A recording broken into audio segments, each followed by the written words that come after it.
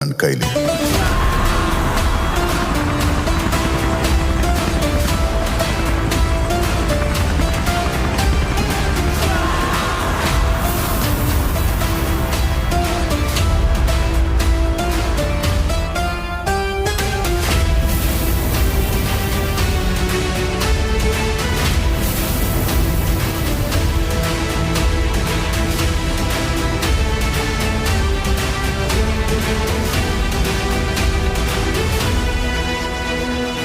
ಅವನನ್ನ KGF ಕಳಿಸಿದ್ದು ಗರುಡನ್ನು ಹೊಡೆಯೋದಕ್ಕೆ, ಆದ್ರೆ ಅವನು ಹೋಗಿದ್ದು KGF ನ ಆಳೋದಕ್ಕೆ.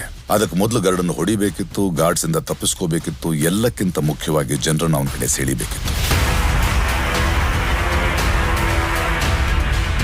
ಅದಕ್ಕೆ ಶಾರ್ಟ್ ಸರ್ಕ್ಯೂಟ್ ಮಾಡ್ದ, ವೈಟ್ ಲೈನ್ ದಾಟ್ದ. ಆದ್ರೆ ಮೊದಲು ಅವನು ಹೋಗಿದ್ದು ವಿರಾಟ್ನ ಹೊಡೆಯೋಕೆ. ಅಲ್ಲಿಂದ ಆ 3 ಜನ ಕೈದಿಗಳಲ್ಲಿ ಒಬ್ಬನಾಗಿ ಬಂದು ಎಲ್ಲರ ಮುಂದೆ ಗರುಡನ್ನು ಕೊಂದ.